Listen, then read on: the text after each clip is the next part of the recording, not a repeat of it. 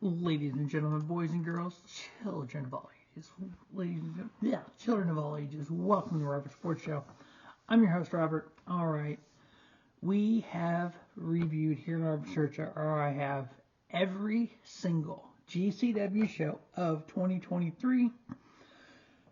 Here we are again, the latest one from Friday night, Seattle, Washington Hall. Game changer, going and going. Jay Frazak, Vita Scott, and Brett Lauderdale on the call. We had some great matches here. I love when they go into these areas, territories, and they use a lot of the talent from that area. And I actually followed the Fire Wrestling, so I know some of the talent as well. So first match we had actually one of my favorite matches. Matter of fact, it was second match. It was tied for one of the matches of the night, put it that way. But it was, when I saw it being announced, I'm like, yeah, this match, I was all in for this match. We had the East Coast Ace, Jordan Oliver versus Alec Price. Oh my goodness. Young, Dumb and Broke, Jordan Oliver, Alec Price. I think Alec Price, East Coast Ace, my bad. But two talented, kind of that Will Ospreay-ish style. And just, I think, two of the top guys in GCW, two of the top guys in the Northeast. I hope both these guys have hell of a lot of matches at WrestleMania weekend. They are on the cusp of something big here. Jordan Oliver, currently the GCW World Champion. Alec Price, he's held some titles in the Northeast, Beyond Wrestling, Wrestling Open and stuff. 13 minutes, these two guys tore it down. 3 3/4 star, Jordan Oliver getting the victory there over Alec Price.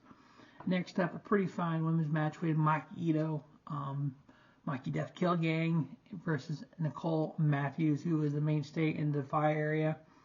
Maki Itoh getting the victory there, and they're giving it 2 3/4. Next up, we had Jimmy Lloyd versus Sawyer. That actually ended in no contest. The reason it ended after a minute in the no contest is because the GCW Tag Team Champions, Violence is Forever, Dominic, Garrini, and Kevin Koo came out and interrupted the match, which led for the Second Gear Crew to come out, which led the Bollywood Brothers to come out, which ended up a 4-way tag match for the GCW World Tag Titles with Jimmy Lloyd and Sawyer now teaming together versus Violence is Forever, Dominic, Garrini, and Kevin Koo, versus the Second Gear Crew of one called Manders and Mance, and then the Bollywood Brothers, Gurv, Sheik, and Harv, Sihra. So all that got mixed in, and we got a tag match out of it. One heck of a tag match, tell ya. Violence is Forever, one of the top teams on the independents right now. Second Gear Crew, just as crazy as can be. 3 1/4 star match and an 8-minute match, which is crazy, but it was pretty darn good.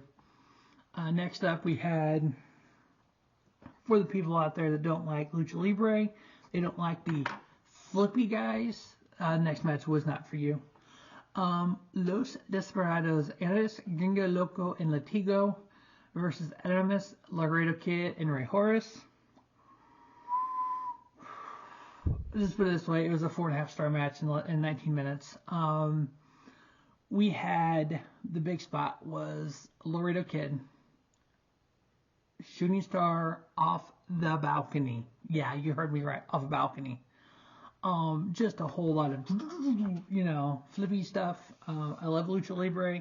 I love that style. It goes back to WCW with cruiserweights, the X Division, with everything that Triple X did in the X Division. What's some old TNA right now on the side. So yeah, this Lucha Libre style, and then these 6 are just kings of it. 4.5 star. The team of Los Desperados, Arez, Gringo, Loco, and Latigo getting the victory. Next up, we had Matt Cardona versus Santana Jackson. Apparently, Matt Cardona doesn't like the Santana Jackson character. Basically, it's Michael Jackson character. I don't care for it either, but you know what? It's a character, and it's kind of that storyline, and the fact that Matt Cardona thinks he's the deathmatch god, and he's not, and Steph DeLander can go to hell. As far as I'm concerned, she's horrible. Of course, Matt Cardona's kind of promo, and he's just bashing Jimmy Lloyd for some stupid reason. But Jimmy Lloyd comes out, distraction. Santana Jackson gets the victory. I give it 2.5. It was just trash. But next up, we had a 6-person intergender tag match. We had Thrussy, Alec, Katch, Dark Sheik, and Effy going up against Sawyer, Evan Rivers, Judas Incarnatus, and Travis Williams, part of Defy. Gage came out toward the end to help Thrussy get the victory. They talked about Defy's next event. Nick Gage going to match against Aramis Spencer, I believe. I don't have that yet. I've not got Defy this month. I'm going to get it probably next month and the month after. Check that out. But then giving a match 2 3/4 with Thrussy getting the victory there. Next up, we had the world title on the line with champion Blake Christian. I love the fact he's heel and just doesn't give a damn. I love it. Against Shaft, he mainstay there in the Washington, in the West Coast, in Defy and stuff. I think I've seen him in West Coast Pro as well. But yeah, he took it to Blake Christian, big powerful guy. He took it to Blake Christian, but after 15 minutes, Blake Christian was able to retain his title. I'm just taking a look here at Shaft. Yeah, Defy, GCW, Defy, AAW. He's had a couple matches. Looks like in Ring of Honor. Yeah, looks like he had a match in NWA. Oh, he did have a match in NWA earlier this year. So yeah, he's getting around a little bit. It's kind of cool to see those kind of guys who kind of the territory guys, and that's pretty much where a lot of this independent wrestling is right now in 2023. Into 2024 is more like the territories like we used to have back in the day. So like, figure the West Coast is the territory, the Northeast, the Southeast, the Mid-Ohio area, Chicago to St. Louis area. So, but definitely, Shaft is a very talented guy. 3.5-star match here against Blake Christian. Blake Christian retaining his title.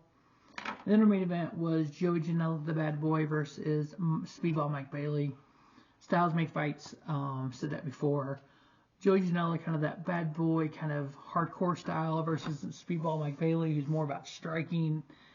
And 33 minutes for these guys. Joey Janela ended up getting the victory.